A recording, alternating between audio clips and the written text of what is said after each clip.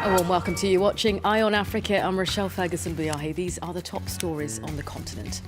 A UN report points the finger at South Sudan's government for famine in parts of the country. Juba, though, rejects the accusation, saying it has the right to buy arms.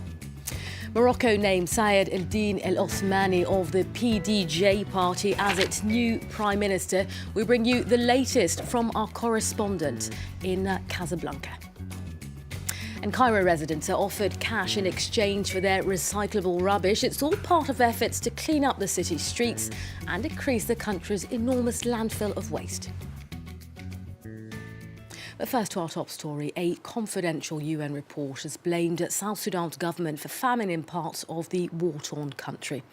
Well, the document claimed that despite a humanitarian crisis, President Salva Kiir is using millions of dollars from oil sales to boost the country's army. The report also suggests that famine is the result of a number of military operations in Unity State. South Sudan's government, though, has rejected the report, saying it has the right to buy arms for self-protection. Well, a short time ago, I spoke to our correspondent Simona Fulton, who's just left South Sudan. Well, it's become a very serious issue for UN agencies. Of course, there are a lot of drivers for this famine, but they have said that over the past year, access to deliver aid to those most in need has really deteriorated. And there are many ways that this can happen. First of all, you can have outright rejection of access, whereby the government or the rebels basically deny aid agencies from accessing a certain area. And we have seen that this has happened even a week after the famine was declared, where government officials basically asked aid workers to leave one of the most affected areas. Then what can also happen is when you have very fragmented armed groups and loose chains of commands, where maybe in Juba you may get a certain assurance that you can access a certain area, but once you get on the ground, the soldiers and the commanders don't necessarily respect those orders for whatever reasons. And then, of course, we've also been seeing increasing cases of looting of humanitarian supplies, and of course also robbing civilians who have received food aid of that aid by different armed groups. Simona, what can the international community do to exert more pressure and get the access that they need? Well, it's a very difficult situation because, of course, they fear that by speaking out and, for example, pointing the finger at the government as they have done now, this could further compromise their access and leave hundreds of thousands of people, basically lacking food aid. So it's a difficult balance that agencies have to strike. But of course, the first step is to speak out and actually attribute the blame. A lot of times when I interview UN officials, they will often just say, well, all sides to the conflict are obstructing our access, although it's sometimes clearly one side more the other doing that. Simona Fulton there reporting from Austria. In other world news, the International Organization for Migration says that more than 40 Somali refugees were shot dead aboard a boat in the Red Sea off the coast of war-torn Yemen on Thursday. Women and children were among the victims. 80 survivors have been rescued and transported to hospital. It's unclear who was responsible for the attack, though a trafficker says the boat was attacked by helicopter gunships and military vessel. We were alerted to the arrival of a boat full of dead bodies. We went to the place that had been indicated and we found it. It was full of dead bodies. Some people were wounded and were transported to the hospital. Well, time now to bring you a quick look at some news in brief. The Burundian government says at least 6 people have died following a night of torrential rain and flooding that triggered landslides. A landslide in the northwestern town of Mabeye reportedly smothered several homes, while flooding in a suburb of the capital, Bujumbura, left at least 1 person dead. Well, a storm on Thursday evening caused significant damage to property and farmland. Dozens of people have died across the country since the rainy season began in September. Rwandan President Paul Kagame has pledged to deepen bilateral ties with China during a visit to Beijing this Friday.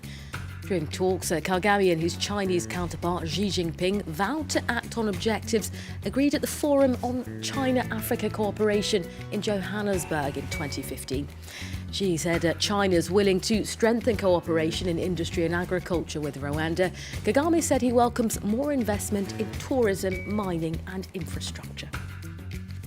And French soldiers deployed in Mali's Kidal region say they've discovered and destroyed a large cache of arms used by terrorists. At least 40 rocket launchers and over 5,000 large-caliber ammunition were found, this as well as mortar shells. Troops are stationed in the middle of the Adra de Foghaz mountain range where insurgents are known to hide out. In Morocco, King Mohammed VI has named the country's new Prime Minister as Saad al-Din al-Othmani of the Islamist Justice and Development Party. Al-Othmani replaces PDJ member Abdullah Ben-Kirani in his new post. The move is part of efforts to halt a 5-month post-election deadlock that's left the North African nation without a government. Well, Othmani is a psychiatrist by trade and served as foreign minister between 2012 and 2013. With more details, our correspondent Sarah Doublé is in Casablanca. It was always thought that Othmani could be a contender to replace Abdullah Ben-Kiran. Othmani is considered as number 2 of the PJD, the Party of Justice Development. He's the most liberal within his party. He's an intellectual and he's known to be moderate. For example, in his only one in the PJD to have agreed to allowing abortion in certain cases for women in Morocco. Othmani has also worked hard to find common ground with other independent political parties in the country in order to form a coalition and to end a political deadlock which lasted 5 months now in Morocco. Next, Cairo residents are being given the opportunity to make some cash in return for their recyclable rubbish. It comes as the city tries to clean up its streets and its image at the same time. It's also part of efforts to decrease the enormous landfill waste produced by the metropolis of 22 million people. France 24's Clément Bonnereau has the details for us.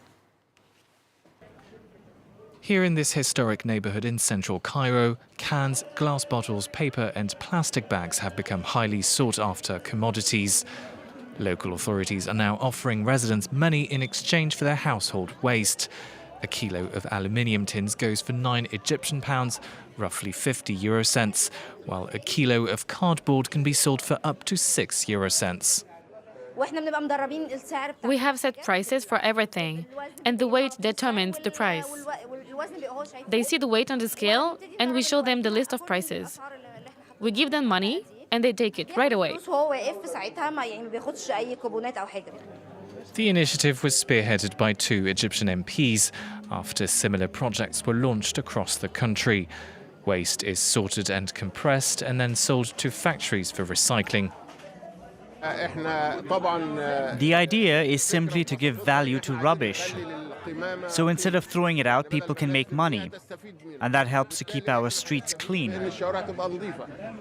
Despite the low prices, the financial incentive is worthwhile for many Egyptians. Inflation has soared above 30% since November, leaving millions struggling to make ends meet. It's a great initiative because it gives us an incentive to clean the streets. And it also means we have more money to spend on other things.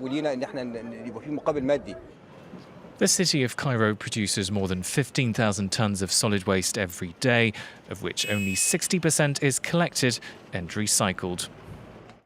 And finally to Tunisia, where there are just 2 days left to enjoy the 3rd Sika Jazz Festival, which is currently underway in the city of El Kef. Well, the music central to the event is known as El Kef and combines traditional North African music with jazz rhythms from around the world. Among artists performing this year are the Algerian band Le Bess, Ivory Coast Paco Seri and the French-Tunisian band Yassine Youlores.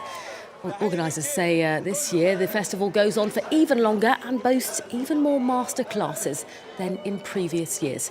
We leave you with these images. Coming up, though, more international headlines. Do stay tuned.